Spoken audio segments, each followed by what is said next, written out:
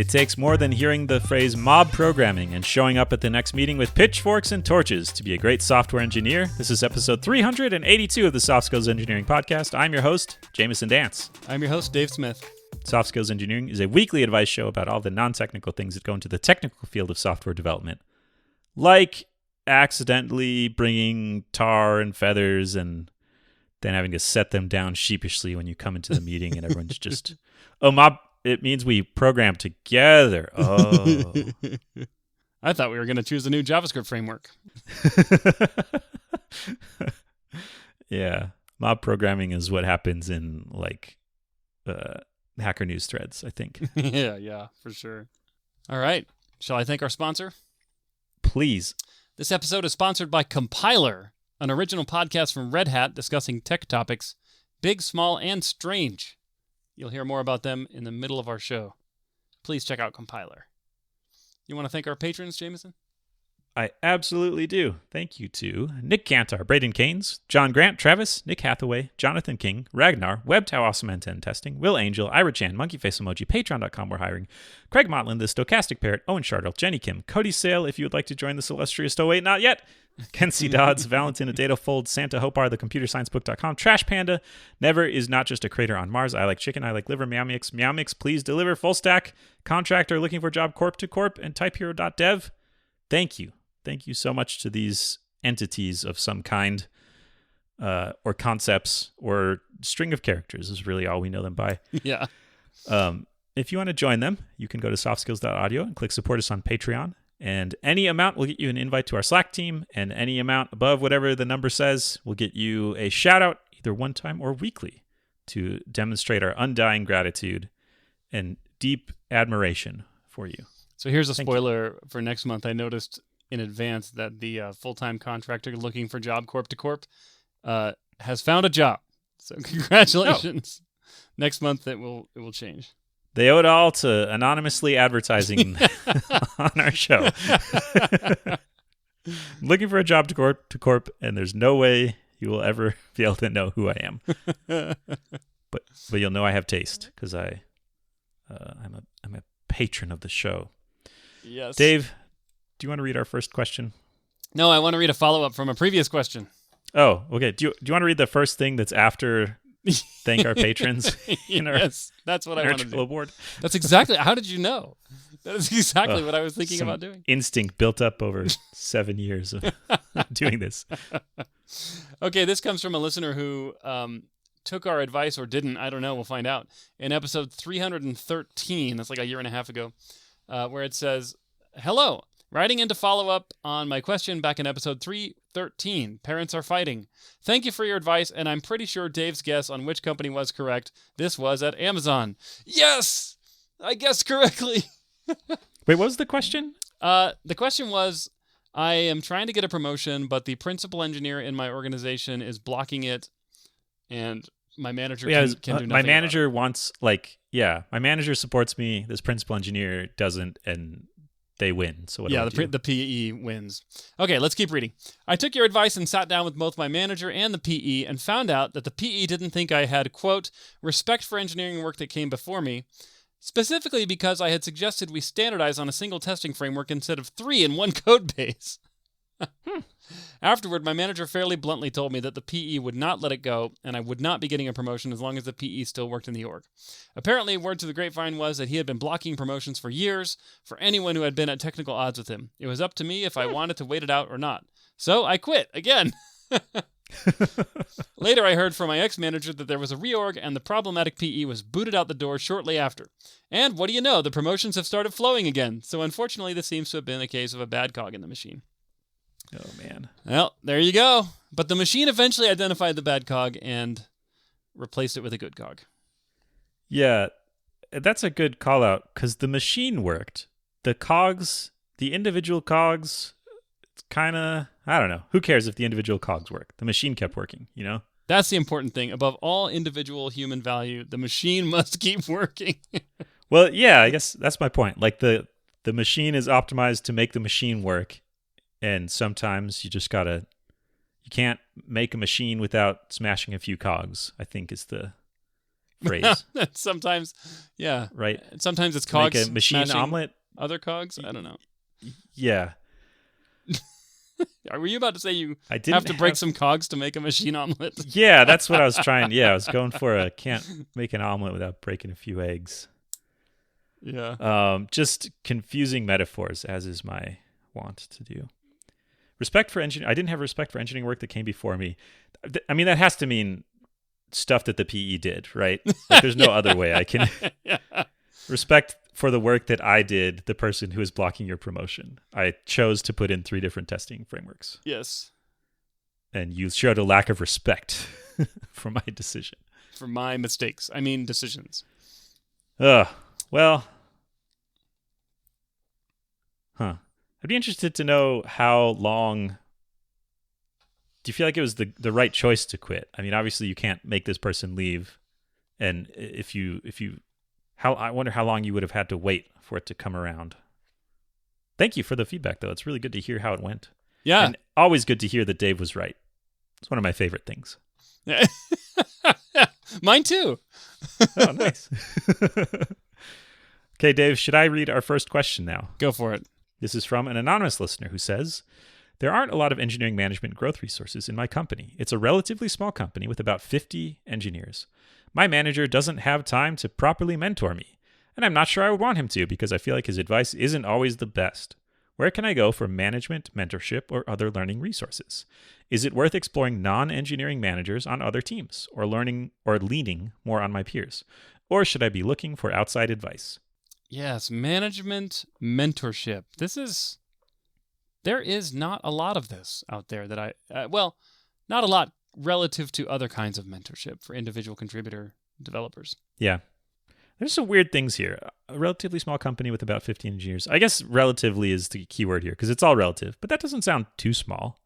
And at 50 engineers, I would expect there to be probably like 2 layers of engineering management. Yeah. You have some line managers and then maybe 1 or 2 kind of like director type managers, and then they report to a CTO or VP or something. Mm-hmm. And that is a fair amount of people whose job it is to manage engineers. So that's surprising to me that there's not deliberate thought put into making those people effective. I feel like that's what I would expect part of the job of your boss. Yeah, exactly. Like, doesn't have time to mentor me is like, well, what is this person's job? They're coding all the time. They can't spare that time away from fixing all the bugs they've got going on every day. Maybe. My manager doesn't have the time to properly mentor me. I mean, there could be an expectations mismatch here where you're like, look, mentorship requires 10 hours a week. And if you don't have that time, I'm going to go get it somewhere else. Yeah. I doubt that's what the expectation, but I guess it's possible. I'm trying to think through all the jobs I've had. I think I've really had one.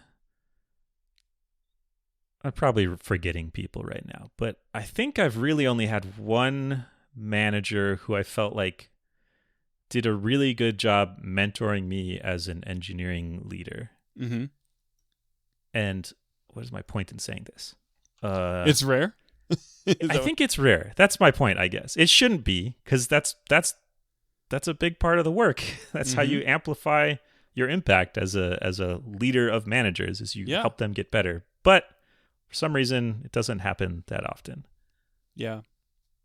Yeah, I mean, I don't know. I mean, I feel like it's kind of a table stakes baseline expectation that if you're going to manage someone, you need to be willing to give them regular attention, where the time is theirs to get input from you and get advice and guidance. And maybe these, and I would typically call that a weekly one-on-one.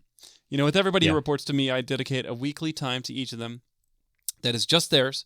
We sit down together and we talk about, probably whatever I want to talk about. Honestly, if I'm being honest, I do tend to dominate these conversations, which is not what I want to do. But in reality, and I do pay lip service to this, but I probably don't do a good enough job actually giving time to people to say, look, this time is yours. What do you want to talk about? And if it sounds like if this person had a manager who sat down with them every week and said, what do you want to talk about? The person would say, I want to receive mentorship from you. And And then I would say, I don't have time for that. All I want is status reports. I don't have time for that. I'm too busy talking to you in one-on-ones. Hang on, there's a bunch of stuff I have to say to you. Hang on, I've got things to say. Yeah. These things aren't going to say themselves. Maybe all 50 of those people report to the same manager, and then he doesn't have time because he has 50 direct reports. Uh-huh. Probably not, though. That'd be too many. Yeah, I actually, to pivot away from the question to talk about ourselves more. Okay. I say that same thing in one-on-ones, that this is your time. It should be to talk about what you want to talk about. But I have seen varying levels of willingness on the people who meet with me to actually like take the time. Yeah. So I can fill it. I've got stuff to say. You want to hear about my thoughts on how there are too many dang Pokemon these days, and back in my day we had the right number. Listen, if you need Jamison to fill some time, just remember he has recorded 382 podcast episodes, which is mostly just him talking, and there's no one even there. Yeah. Actually, sometimes when my people show up for a one-on-one, I just turn my camera off on Zoom and just play back an episode. So that's all they hear. I think about in Ferris Bueller's Day Off when he records the answering machine to make it seem like he's actually there. Yeah. Kind of like that. Sounds like some hijinks. I promise what was I saying? I'm really not that bad of a manager. I'm not as bad as I'm painting myself to be. Anyway, you were saying that people don't seize the opportunity to talk about what they want to talk about. I think I need to do a better job of both clarifying what that looks like and also really actually making space, because I think it's a pretty natural human desire to want to fill blank space in a conversation. So if I say, what do you want to talk about? And they say, I don't know. Then I just say, okay, time to talk about Pokemon. But maybe I need to just sit there for longer. You could. Force them. That is a technique. Just sit and listen and wait. But you know what's happening here is a power dynamic. And well, oh man, we are so far off from the question. But let's just keep going. The power dynamic here, I think about when I have one-on-ones with my boss. If my boss wants to talk about something, it does not matter to me what I wanted to talk about. I will set it aside and I will go with what my boss wants to do. And so you really have to remember that it probably takes not only just saying this time is yours, but also reinforcing it with actions. And I like the idea of just being silent. Yeah. And there are certainly people who are better at it than others where they're willing to fill the time, or they take time ahead of time to write down topics, but not everybody. Now I'm wondering, how can I help people get better at that? Because frankly, I'm sick of talking about Pokemon.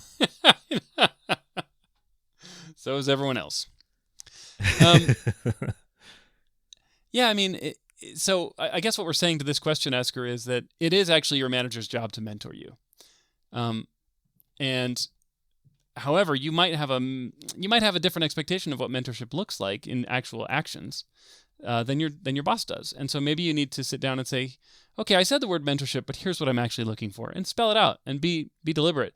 I think it would be very hard for a boss or a manager to come back to a request like that and say, I don't have time for that, especially if it's very basic things like give me feedback on how I'm doing as a manager. It's like, this is your job. Yeah, I wonder if you've explicitly said, please mentor me, or which is, I think, the easiest thing to say, but also maybe less useful because it's sort of like so generic that it might be hard to know where to start, especially if your boss isn't great at it.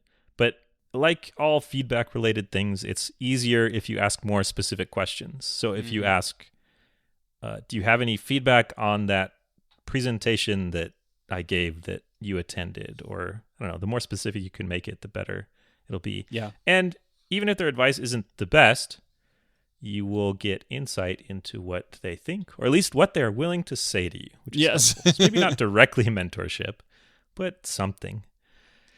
Yeah. Okay. I think there's an obvious answer that you're missing, though, Dave. Yeah, that hit me. About to reveal to you. Please. Pull the sheet off. If you've heard the past few minutes of the show, you'll know that the best place to come for advice wait for it. is right here. You've already done podcast. As we've so ably demonstrated, LinkedIn is littered with the bodies of people who followed our advice and whose careers are now in shambles. Oh, low interest rates cannot cover our sins anymore. Like all those startups that have failed. Yes. You thought we were immune? If we just lose money faster, surely it will work out eventually. If we just give more bad advice. So, yeah. Thank you, Jamison. I once, so when I first became a manager about 7 years ago or so, I actually found someone who was also a new manager at the same time, and that person had the great idea to start a engineering management meetup in my area. And that was actually pretty useful, not in the sense that you could just go and get mentorship and go in and come out a better manager, but because I could show up and talk to people who are doing my job. Because it turns out being an engineering manager can actually be kind of lonely. Like some of the most important topics that you are, or some of the most important actions and decisions and subject matter that you need to worry about as a manager are things you can't talk about with most people at your company. And so having other managers to go and talk to about situations, I just remember being so happy to hear just like, how much are you paying your people? Are my people underpaid? Are my people overpaid? Just being able to have a sounding board for that was so good, because I wanted to keep that stuff private at my company. But I also wanted to know, am I going to lose my people because I'm underpaying them? Yeah. So, engineering management meetups, that meetup actually fizzled out after like 6 months. And I don't know what that says about the state of management mentorship. I think it, nobody had time to do it. Yeah, exactly. So I love what you said. I think about, if you ever meet another Vim user in the wild, you kind of gaze into their eyes and notice that they're one of you, and then you swap tips, and everyone's experience of using Vim is different, and so you learn something from everybody, because they all have slightly different takes on how to work it. And I feel like it's similar with engineering management, where it's cool to just talk to other practitioners, because they might be doing a thing you've never even heard of. You didn't read the help docs for that part of it yet. Yeah. And I think it's better than it was a few years ago, but the state of engineering management is still pretty early days, Wild West, where there's a lot of people who are picking up quite a lot of it on the go and haven't seen it done well before. So I still don't feel like there's a good baseline for just what a solid engineering manager is, that you can expect to come into the job and know, okay, if I do this stuff, basically I'll be kind of the median or above engineering manager. So I think that's not quite mentorship, but it's something approaching it, where you can talk to other practitioners and get their perspective on things. A thing that I have done, I have actually paid a coach. Really? For a while. Yeah, and that was very helpful. They actually, I think they got out of the game, because I had looked them up a while ago and couldn't. I think they had moved on to other things. So coaching you was the pinnacle of their career. And they were like, I have nothing left to achieve. It's like you're Mount Everest. Yeah, or I was like the kid that drove the teacher to quit. Oh. I just can't take if they jam another pencil all the way up their nose again. I can't take if they do their annual reviews in crayon one more time. That was really helpful. It was someone, let's see. They were in a tech field. I don't think they were actually an engineering manager, but they had coached a lot of EMs and had managed in a tech field before. And it's sort of like sports coaches, where none of Michael Jordan's coaches were better than him at basketball, but they didn't have to be, because part of it is it's a different skill set and perspective to do the job than to help someone else be better at the job. I thought you were going to say none of the coaches are better than Michael Jordan at basketball, in the same way that no one is better than me at engineering management. So I don't need coaching. No, I mean, I guess to strain the metaphor even more, a lot of them are former coaches, and I guess Former like players, some I of them guess. were amazing players. Yeah. So they do know the domain, but what is my point? My point is there are management coaches out there. I think finding the right one has got to be kind of like finding a psychologist, where you kind of have to try it. You can get some word of mouth, but it depends on how they fit with you, and you can't really know ahead of time if you'll really gel. But I would look at that a little bit.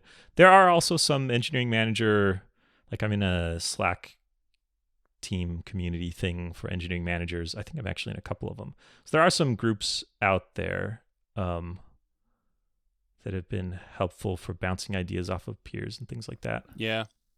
I've had a similar experience to you, that it's just not a ton of opportunities that come at you. And I also had a management coach for a few months, 6 or 7 years ago, and I had the opposite experience of you. It was unhelpful for me. I met with my coach once every 2 weeks for like 30 minutes, and I was so new to management. I'm like, I don't even know where to start. I don't know what to do. I don't know what to think about. And so I'm like, help me with that. And the coach basically was like, well, you tell me what you want. And I'm like, well, what are some of the options? And the coach's like, well, it depends on what you want.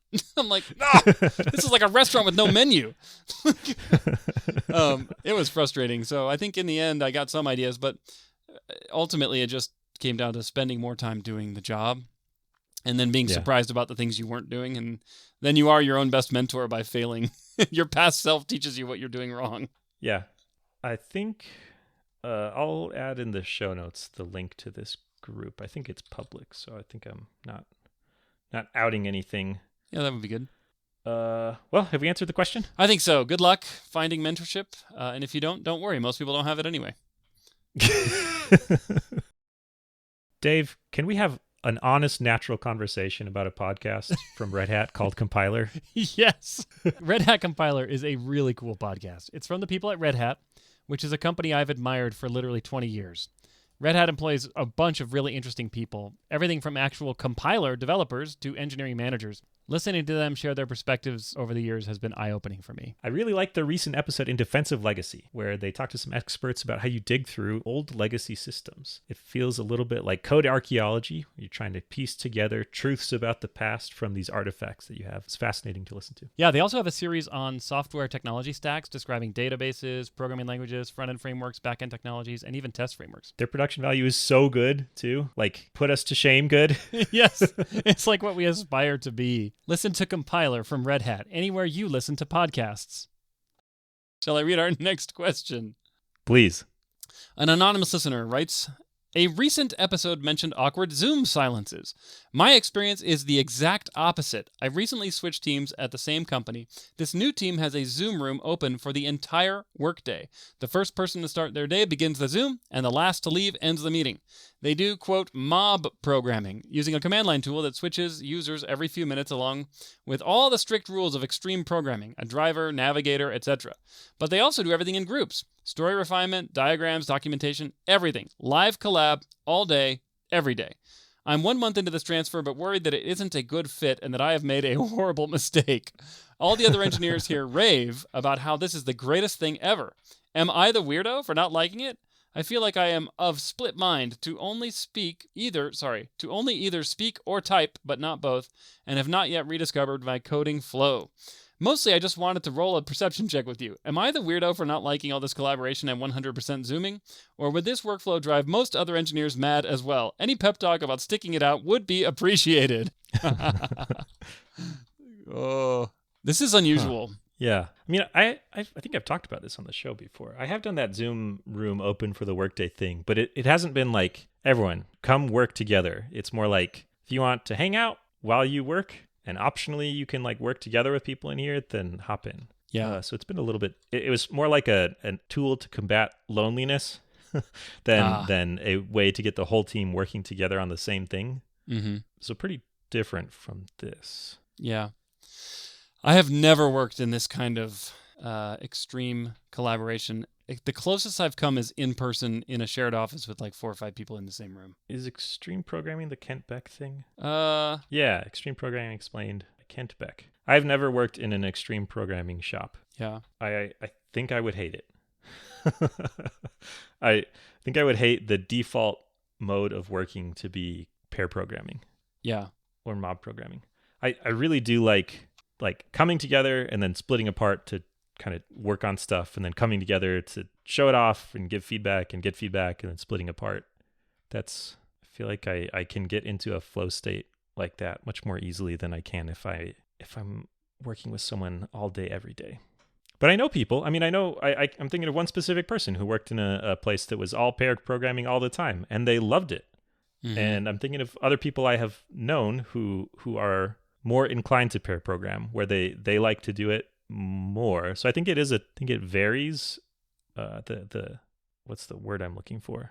The level of comfort and satisfaction that you have with it probably varies among people. You're saying there's a spectrum of people, and you're saying weirdos are on one side. Is that what I'm hearing you say? Yeah, the weirdos are the other people right. that aren't like me. Yeah, whoever's not like me. I'm right in the middle. Yes. There's weirdos to my left and weirdos to my right. I'm in the enlightened center. Indeed. Am I the weirdo for not liking? No, I don't think so. I have heard from people that you can kind of develop more stamina with it if you do it regularly. And I don't know if a month is enough time to do that. But I would hate this job. I would hate it so much. I could probably get into it. But I have to ask, this seems really unproductive. If we're talking more than 2 or maybe 3 people, I think, how do you actually do this? Like, this mob programming concept, where let's say there's 6 people in the Zoom room, and one person, there's a command line tool that goes around the room round robin and points, says, now you're the typer. How does that work? I'm very interested. I worked with a team that had it was like an hour and a half each week where they would mob program basically. Mm-hmm. And that was cool because the team really liked it and they looked forward to it, and they participation was high. Okay. But no one was doing the school group project thing where they just don't do anything. And now there are actually 4 people programming and a 5th person just chilling on Twitter all day. Yeah.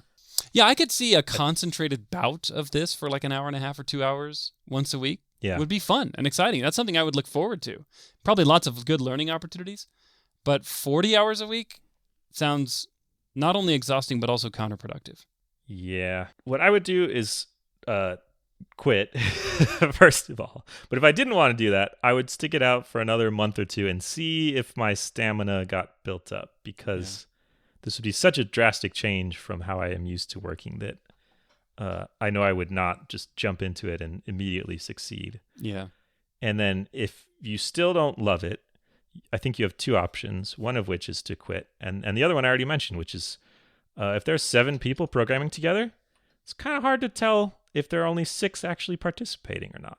If the other 6 are all actively engaged, you just get to throw on the podcast. And but if it's rotating around and like every few minutes it's your turn to type, it'll become very obvious. Oh, crap. Yeah, they've defeated my strategy. Shoot. Okay, yeah, I think quitting is your only option then. It seems like this works well for the team, and I cut this part out of the question, but they mentioned that it's likely this team is self-selected, so people that like to work this way have gravitated towards the team, which I think is very true. And unless you want to become a person that likes to work this way, then this might not be the team for you. Yeah, very, very likely the case for you, I'm guessing. I would wager that less than 10% of the engineers I've worked with would thrive in this environment. Yeah.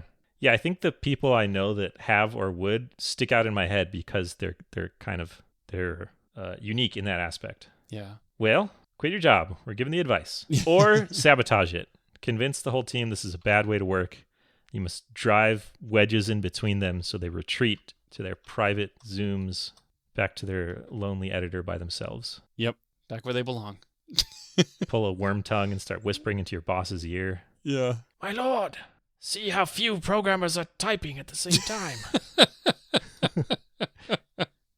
We should put a giant asterisk on this to say, look, we don't have firsthand experience with this approach of programming. Maybe it's incredible. Maybe it's the undiscovered country that we're all just ignorant of, and this truly is a much better way of getting quality product and more of it. So I'm open to that idea. I'm not intending to rearrange my teams to make this possible, but I would love to be convinced that I'm wrong. I think it's a very interesting idea. I still think you should quit. Maybe the theory goes you don't have to do code review because it's all reviewed in real time. Yeah. And you'd never get anything wrong because it's all reviewed in real time. Right. By many people. A mob, Yes. I would say, of people. Yes. Famous for their accuracy Right. and shrewd judgment. Everybody knows all the best works are produced by mobs. Yes. Where the best work comes from. Yeah. The famous Sistine Chapel mob. The greatest works of art. They all just mobbed on that statue of David. Yep. 1,000 people smashing at it with hammers until it revealed itself from the marble. Exactly. I'm trying not to. I guess I'm saying snarky things about it. I'm not meaning to cast judgment on this as a strategy. I think I'm purely saying, boy, would I hate this.